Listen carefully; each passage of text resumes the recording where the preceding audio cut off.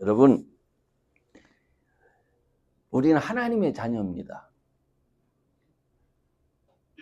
잘 안 믿어지죠? 하나님의 자녀는 이 세상에서 육신의 부모를 두는 것과 아주 비슷합니다. 그게 뭐냐면 하나님의 자녀가 되기까지 저와 여러분이 한 일이 아무것도 없습니다. 하나님께 선택되어져서 그저 예수님께 인도가 됐고, 사실은 하나님이 누군지도 모르면서 예수를 믿는다고 이렇게 고백하기에 이르렀습니다. 하나님의 자녀가 된 후에야 우리는 하나님이 누구신지 알아갑니다. 그러니까 하나님께서 우리를 택해 주셔가지고 자녀 삼기 위해서 예수님을 믿도록 이끌어 주시고, 그렇게 해가지고 자녀가 된 후에야 비로소 하나님을 알아가게 된다, 이 말입니다. 세상에서도 마찬가지죠. 우리가 뭐 태어나기 전에 선택하는 것도 아니고 하는 게 하나도 없어요. 우리 부모님이 그 밑에서 양육을 받다가 이분이 우리 어머니구나. 나중에서야 사실은 아는 거예요.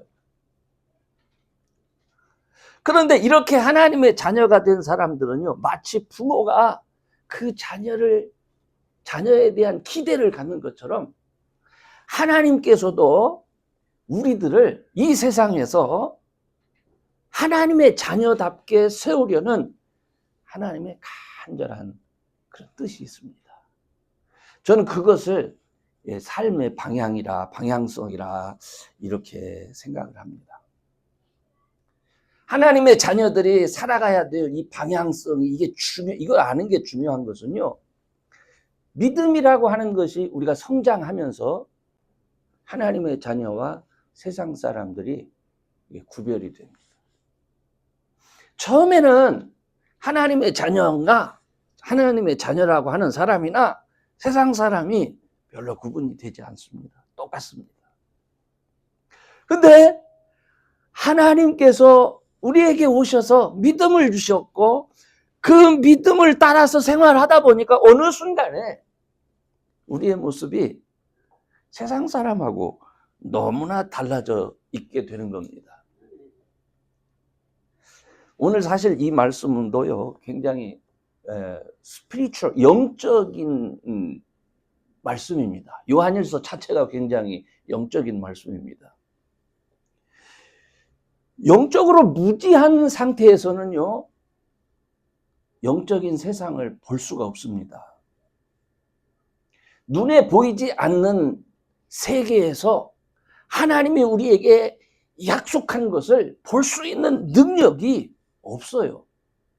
그런데 우리가 믿음이 성장하면서 하나님의 약속을 믿게 됩니다. 그리고 보이지 않는 세계를 바라보게 됩니다. 그래서 세상 사람들은 그것을 꿈이라고 그렇게 얘기를 하죠. 꿈이라고. 근데 하나님께서 우리에게 주신 꿈은 보이지 않는, 아직 이루어지지 않은 거잖아요. 근데 하나님은 그것을 약속으로 주시고 그 약속을 현실에서 반드시 이루어 주시는 것이죠. 이게 성도만이 누릴 수 있는 특권입니다. 하나님의 약속된 축복을 받아 누리면서 살 수 있는 것이기 때문에 우리 성도들은 이 방향성이라는 것을 반드시 알아야 됩니다. 학교 다니는 학생이 시험을 볼 때 선생님이 미리 시험을 잘 칠 수 있도록 가르쳐 주죠. 이번에 시험 범위는 여기다, 그리고 중요한 것은 이런 것이다, 이렇게 가르쳐 주는 것처럼 하나님이 그 자녀가 관심 가져야 되는 것을 특별하게 가르쳐 주시는 것이죠. 그래서 오늘 저는 이 본문을 가지고 하나님이 우리에게 가르쳐 주시는 것을 말씀드리려고 합니다. 첫 번째는 하나님이 느닷없이 죄를 짓지 않는다는 거예요. 하나님의 자녀는 죄를 짓지 않는다. 저는 제가 이 말씀을 고등학교 때 이 말씀을 읽고는 아무리 생각해도 이건 내가 아니야. 아니, 나는 예수를 믿는데 내가 나를 보니까 나는 맨날 생각이 좀 불순해. 말도 불순하고 난 죄인인데 그럼 나는 하나님 자녀가 아닌가? 이거 굉장히 그게 고민됐었습니다.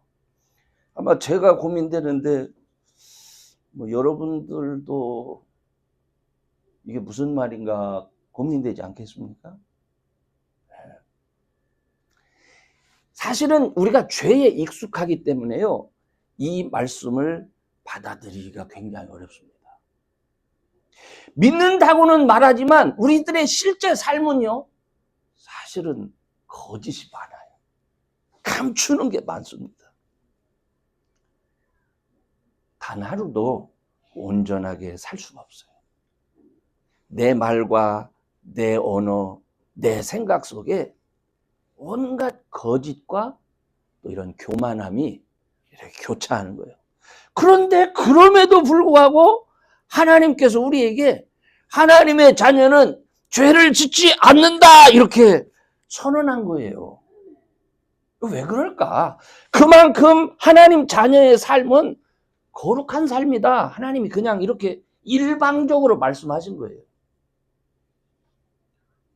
무슨 말인지 알았죠? 우리하고 상의해서 내가 너 앞으로 죄 짓지 않는다고 말하니까 너 지켜라 이렇게 말씀하신 게 아니고 하나님이 일방적으로 내 자녀는 죄를 짓지 않는다라고 선언을 해버리셨다니까요. 이게 아주 힘든 얘기입니다. 그런데 놀라운 것은요, 우리가 하나님과 상관없이 살 때는 이 거짓, 이 위선이 별로 그렇게 양심의 가책이 안 됐어요. 아니 그렇게 사는 게 당연하지 이렇게 생각이 됐어요. 그런데 예수를 믿고 난 뒤에는 이게 달라집니다. 이상하게도 예수를 믿고 난 다음에는 거짓이 보이기 시작해. 다른 거짓보다도 나의 거짓이 보이기 시작하는 거예요. 예수를 믿고 나서부터는 나의 위선이 자꾸 나오는 거예요. 그리고 내가 얼마나 교만한 사람인가 하는 것이 보이기 시작합니다. 그래서요, 예수를 믿고 나면 믿는 사람과 안 믿는 사람의 큰 차이가 뭐냐면 이 마음의 갈등이 커지는 거예요. 예수 믿는 사람은. 그래서 어떤 분은 솔직하게 목사님 나 괜히 예수 믿었나 봐요 이렇게 말하는 사람도 실제로 있었습니다. 왜 그럴까? 예수 믿는 사람은요, 이 갈등 때문에 예수님 앞에 나갈 수밖에 없는 거예요. 이 갈등 때문에. 왜냐하면 바로 내 안에 있는 죄가 보이고 위선이 보이고 이 교만이 보이는데 이거를 용서해 주시기 위해서 이 세상에 오신 분이 누구요? 이게 예수님이란 말이에요. 그러니까 하나님께서 그 문제를 해결해 주시기 위해서 보내신 분이 예수님이기 때문에 우리가 그것 때문에 예수님을 찾는단 말입니다. 그래서 어떻게 해요? 예수님 앞에 예수님 내가 또 거짓말 쳤습니다. 예수님 내가 또 미워하게 됐습니다. 그런데 놀라운 것은 그때마다 어떻게 하신다고요? 하나님께서 저는 미쁘시고 의로우사 그것을 용서해 준다는 거예요. 자, 그러면 그 이전에는 몰랐는데 우리가 예수님 앞에 갈 때마다 죄를 고백하고 나니까 죄를 고백하면 하나님께서 어떻게 해주신다고 그랬죠? 용서해 주신다고 그랬잖아요. 그러니까 우리는 하나님께서 볼 때는 늘 어떤 사람이 된 거예요? 죄를 안 지은 사람이 된 거예요. 죄가 없는 사람이 된 거예요. 그래서요, 예수 믿는 사람은 예수님 없이는 하나님 앞에서 설 수가 없는 거예요. 그래서 사도 바울이 갈라디아서 뭐라고 얘기하냐면 그런즉 이제는 내가 산 것이 아니요 오직 내 안에 그리스도께서 사신 것이라, 이런 말씀을 하게 된 겁니다. 그러니까 이제 내 안에 예수님이 사는 거니까 하나님이 보실 때는, 하나님은 이 뒤를 안 보신단 말이에요. 이 뒤에는 뭐가 있어요? 내 죄가 있는데 하나님이 보실 때는 누구만 보여? 내 안에 오직 예수님만 보는 거예요. 예수님만 보이는 거예요. 성경은 여러분이 더 이상 죄를 짓지 않는다고 말씀하는 게 아니에요. 육체를 가진 우리는 여전히 정욕이 있어요. 여전히 우리를 유혹하고 번민케 합니다. 우리가 연약함 가운데 있는 거예요. 그런데 그것 때문에 예수 믿는 사람은 더 예수의 이름을 부를 수밖에 없는 거다는 거죠.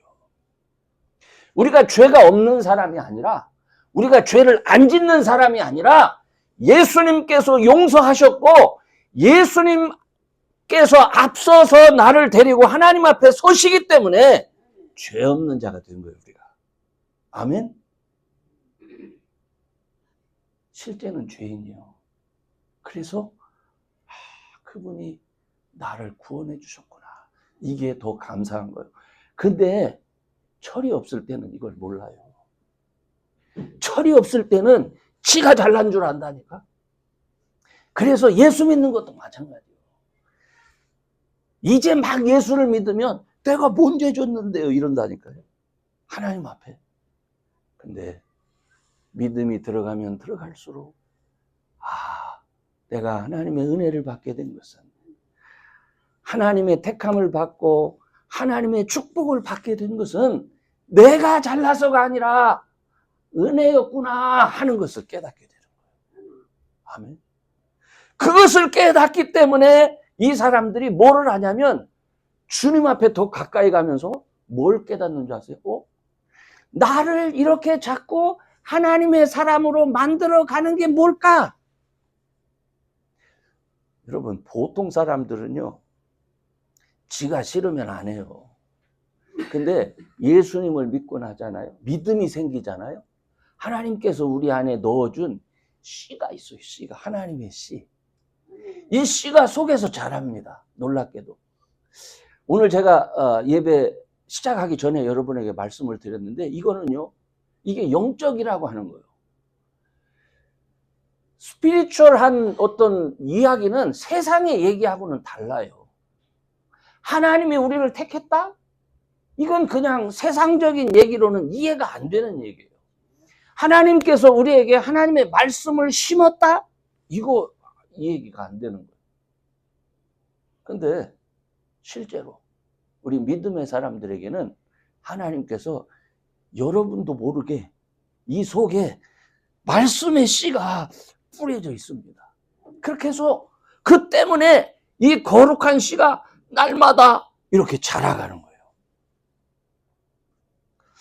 그래서 저는 오늘 본문을 이렇게 묵상을 하면서 도대체 이 하나님의 씨라고 하는 게 뭘까 하는 생각을 해봤어요.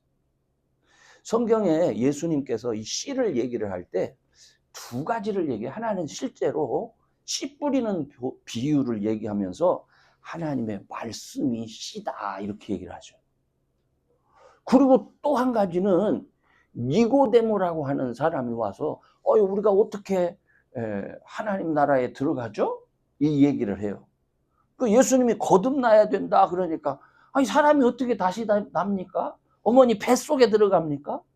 그러니까 예수님이 그게 아니고 성령으로 난다 이렇게 얘기를 해요. 그러니까 예수님께서 하나님의 씨를 말씀하실 때 얘기하는 건 두 가지요. 하나는 하나님의 말씀과 하나는 성령이에요. 그래서 저는 우선 말씀부터 생각을 하려고 하는데, 여러분, 말씀은 지식이 아니에요. 오늘날 가장 큰 문제는 사람들이 이 성경에 이렇게 글로 써여 있잖아요. 그러니까 이것을 사람이 공부해서 알고 쌓아갈 수 있는 지식으로 생각을 해요. 근데 그건 아니에요. 요한이 이것을 글로 옮기면서 말하는 게 있어요. 태초에 뭐가 있었다? 말씀이 있었다, 이렇게 얘기를 해요. 그리고 또 얘기를 뭐라고 하냐면 이 말씀이 육신이 되어 우리 가운데 거하시게 됐다, 이런 얘기를 해요. 그리고 그 요한복음의 스토리를 읽다 보면 어떤 사람이 병을 고쳐달라고 오는데 예수님이 너희들은 도무지 표적과 기적이 아니고는 믿지를 않는다. 야, 아이가 낳았으니 돌아가라.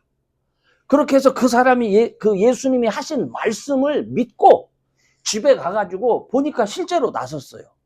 그래서 그때 뭐라고 말하냐면 그 아이가 언제 낳았냐? 이렇게 말하니까 그 언제 낳았다라고 답을 했을 거 아닙니까? 그 시각을 보니까 예수님께서 말씀한 그때더라. 이게 요한복음에 나오는 얘기예요. 왜 그 얘기를 하느냐면 하나님의 말씀은, 이 말씀은 시간과 공간을 초월해서 우리에게 온 말씀이다, 이 얘기예요. 좀 어렵습니까? 다시 얘기하자면 여러분이 이 성경에 있는 말씀을 믿으면 몇천 년 전의 말씀이잖아요, 그죠? 근데 그 말씀이 놀랍게도 하나님이 하신 말씀이기 때문에 믿는 그 자녀의 현재 삶 가운데 하나님의 능력이 나타난다는 거예요. 이게 말씀입니다. 이 말씀을 여러분 속에 심겨줬다는 거예요. 그리고 하나님의 말씀을 믿고 행하는 사람들은 말씀이 약속한 대로 믿음의 열매가 맺히고 이 믿음의 싹을 틔우면서 진정한 하나님의 자녀, 죄를 짓지 않는 거룩한 삶을 사는 하나님의 자녀가 되는 거예요. 제가 지금 죄를 짓지 않는 거룩한 삶을 산다라는 말은 점점 더 내 속에서 예수 충만한 삶을 산다는 말이에요. 아멘. 그래서 사람이요, 죄를 얼마만큼 깨닫냐면 사도 바울이 오랫동안 신앙생활을 해서 나는 정말 예수 믿고 나서 너무나 거룩한 사람이 됐다, 이렇게 고백하는 게 아니잖아. 오랜 신앙생활을 하면서 사도 바울이 깨닫는 거는 나는 죄인 중에 괴수다, 이렇게 깨닫잖아요. 그러면서 이제 내가 사는 것은 내가 사는 게 아니고 예수님이 사는 것이다, 이런 고백을 할 수밖에 없는 거죠. 아멘. 그러므로 저는 여러분들한테 부탁을 드립니다. 여러분, 말씀의 씨앗이 뿌려져 있어요. 신앙은 영적인 거예요. 여러분이 생각해가지고 믿는 거 아니에요. 여러분이 이성으로 판단해서 믿는 것이 아니에요. 하나님이 주신 말씀을 믿음으로 받아들이면 그것이 천년 전의 말씀이든 그것이 몇백 년 전의 말씀이든 하나님의 말씀이기 때문에 그 말씀이 믿음을 따라 현재 여러분의 생활 속에서 하나님의 능력이 나타난다는 얘기예요. 아멘. 그 다음에 두 번째 놀라운 게 있어요. 아까도 얘기했지만 이건 두 번째 씨앗인데 성령에 대해서 여러분에게 말씀을 드렸습니다. 이 성령은 참 이상해요. 이 성령은 우리 마음대로 뭐 이렇게 하고 자시고 할 수 있는 게 아니에요. 하나님의 말씀도 우리가 알 수는 있어요. 지식으로 공부해서. 그렇지만 믿느냐 안 믿느냐라고 하는 것은 그건 택함을 받은 사람과 택함을 받지 못한 사람의 차이예요. 아무리 말씀을 읽어도 믿지 않을 수 있어요. 그러나 택한 자는 그 말씀을 믿습니다. 그리고 하나님을 경험합니다. 그래서 하나님은 실제로 말씀으로 우리에게 약속하신 분이구나 하면서 그 하나님을 더 알아갈 수 있는 거예요. 그 다음에 두 번째가 바로 성령에 대한 얘기를 합니다. 이 성령은 예수 믿는 사람들에게 하나님께서 우리도 모르게 약속하신 분이에요. 줄게. 너희들 속에 임하게 할게. 예수님이 약속하신 거예요. 예수님이. 내가 가면 나를 대신해서 보혜사 성령이 너에게 오게 된다. 이렇게 약속을 하신 거예요. 우리 안에 심겨지게 되는 거예요. 아멘. 그러면서 이 약속이요, 하나님의 말씀으로 이끌고 때로는 예배의 자리로 이끌고 때로는 기도의 자리로 이끌면서 이 성령 하나님이 우리를 하나님을 경험하도록 만들어주는 거예요. 아멘. 이게 믿음입니다. 이거를 알지 못하고 신앙생활을 하는 사람들은 어떻게 신앙생활을 하느냐? 열심히 교회 가서 교회는 재밌어야 된다 뭐 이런 얘기 있죠. 그래서 뭐 자기들 나름대로 무슨 계획을 짜고. 아니요. 믿음은 하나님의 씨앗을 통해서 그 씨앗이 성장하면서 하나님을 발견하는 거예요. 하나님을 발견하기 때문에 하나님의 축복하심을 경험하기 때문에 기쁨이 생겨요. 그 기쁨 때문에 교회에 나와서 예배 드리는 거예요. 그렇잖아요. 예배하는 거. 여러분, 하나님을 알지 못하는 사람이 교회에 와서 일주일에 한 번이지만 예배 드리는 거 쉽지 않습니다. 귀찮습니다. 그죠? 하나님을 경험한 사람은 그 시간이 기다려지는 거예요. 왜? 마음의 기쁨이 있는데 그분의 살아계심을 아니까. 안타까운 것은 요즘 우리가 사는 시대에는 하나님의 살아계심을, 우리 속에 있는 성령의 씨앗의 인도하심을, 자라남을 경험하지 못한 세대가 너무 많다는 거예요. 그러다 보니까 열정이 없어요. 열정이. 겉은 멋있어. 예수 믿는 사람 같아. 말도 참 뭐라고 하죠? 아주 세련되게 경건한 티를 잘 내. 저 같은 사람은 좀 이렇게 뭐라고 하죠? 좀 투박하잖아요. 그러니까 난 그런 사람들 보면 막 속에서 뭐라고 하죠? 질투가 생겨. 쟤는 어떻게 저렇게 말을 저렇게 잘할까? 아주 거룩하게 보이게. 왜 잘할까? 그런 마음이 있더라고. 그러니까 어떤 때는 그것도 회개해. 하나님, 진짜로 제가 그렇게 돼야 되는데 저런 걸 또 질투까지 합니다. 속으로 못난 놈 해가면서 그렇게 해요. 사랑하는 여러분, 중요한 것은요, 하나님을 경험하는 거예요. 하나님을 경험하는 것은 하나님이 이미 우리 속에 두 씨앗을 주셨어요. 말씀을 뿌려놓았고 성령의 씨앗 우리 안에 있습니다. 이것이 자라게 하면 돼요. 이것이 자라게 하면. 아멘. 그래서 여러분이 자라게 한다는 건 어떻게 해야 자라게 할 수 있는 거죠? 믿음으로 반응하는 거예요. 믿음으로 반응하는 거예요. 이제 결론적으로 말씀을 드릴게요. 하나님의 자녀들은요, 예수님을 떠나서는 말하고 판단할 수가 없어요. 여러분을. 목사인 저를 여러분이 한번 생각해 보세요. 예수님이 있기 때문에 목사지, 예수님이 없으면 나는 세상의 죄인 중에 한 사람이에요. 벌거벗겨 놓으면 똑같아요. 어디서 조금 공부한 거는 있어서, 그래도 성경을 다른 사람보다 많이 읽었으니까 재주가 남보다 특출하겠지. 어떤 재주가? 거룩하게 보이는 재주. 그죠?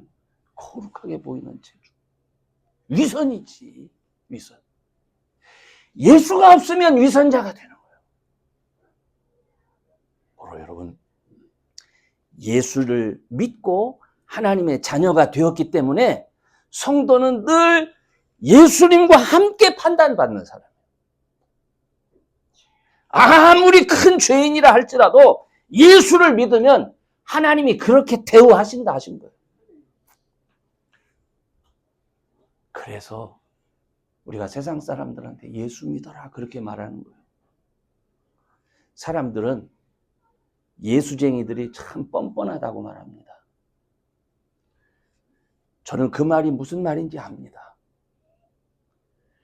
온갖 죄는 다 저질러 놓고 찌만 거룩한 채 한다고 이렇게 얘기를 합니다. 그런데 그 말도 맞기는 한 것 같아요. 그런데 하나님께서 죄인이 예수님 앞에 오면 예수님이 그를 용서하시고, 그죠? 하나님께서 그를 의인이라 부르시겠다고 약속했기 때문에 사람의 방법으로는 이해가 안 되는 얘기예요. 사람들은 뻔뻔하다고 말할 수 있지만 하나님의 나라에서는 그게 사실이란 말이에요. 오늘 우리가 살던 환경은 이스라엘 백성이 마치 애굽에서 노예 생활을 하던 때와 비슷합니다. 이스라엘 백성들이 마치 바벨론의 포로로 잡혀가서 울부짖던 때와 비슷합니다. 그렇지만 하나님께서 보내주신 예수를 믿고 하나님의 자녀가 될 때 하나님은 그 자녀들을 구원하시는 분이에요. 죄의 굴레에서, 더러운 질병의 굴레에서, 가난하고 고통스러운 삶의 굴레에서 우리를 구하시고 자유케 하시는 분이에요. 이런 얘기를 하면 사람들이 병은 의사, 뭐는 누구에게 그런 거 있죠. 그건 병원에 가야 되고, 그렇지, 목사님. 그래요. 세상적인 지식으로는 그게 맞아요. 그러나 영적으로는 그게 아니에요. 영적으로는 모든 것을 주관하시는 분이 누구요? 하나님이십니다. 예수 안에서 모든 것이 해결되는 거예요. 아니, 목사님이 아무리 그렇게 말해도 나는 전공이 의학이거든요. 그러니까 나는 내 식대로 믿겠습니다. 그럴 수도 있어요. 그러나 저는 제가 잘 아는 의사분들 중에 예수님을 정말 잘 믿고 하나님 앞에 부르짖는 분들을 많이 알고 있습니다. 하나님이 축복하시고 하나님이 일하심을 알기 때문에 믿는 거예요. 아멘.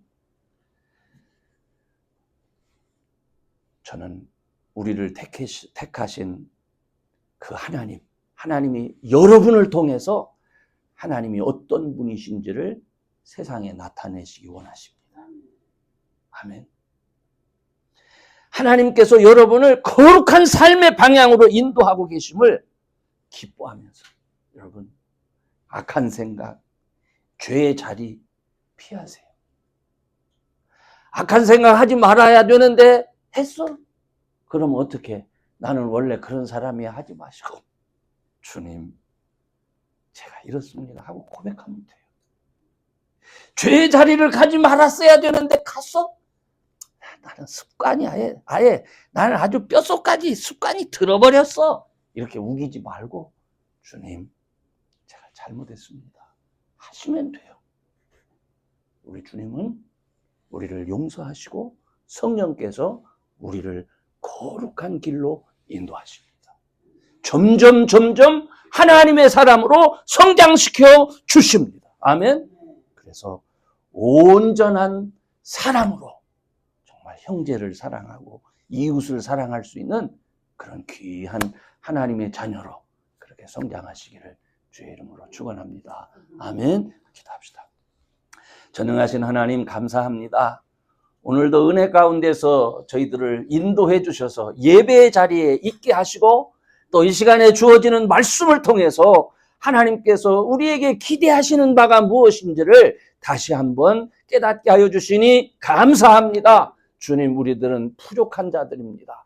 연약한 자들입니다. 허물이 많은 자들입니다. 그러나 그럼에도 불구하고 세상을 향하여 거룩한 자라 말씀하시고 죄 없는 자라 말씀하시고 나의 자녀라 말씀하시는 것 감사합니다. 주여, 하나님께서 우리를 그 거룩함 속에 하나님의 백성 삼기 위하여 말씀하신 것들, 성령을 우리에게 넣어주셔서 인도하시는 것들에 순종하는 자들 되게 하시고 이 순종함을 통해 믿음이 자라나서 하나님을 더 깊이 알며 하나님의 사랑을 더 깊이 깨달아 세상 많은 사람 앞에 그리스도 예수의 이름을 말하며 세상을 사랑하며 구원하는 일에 힘쓰는 믿음의 자녀들 되게 하여 주옵소서. 함께 하심을 감사하며 예수님의 이름으로 기도하옵나이다. 아멘.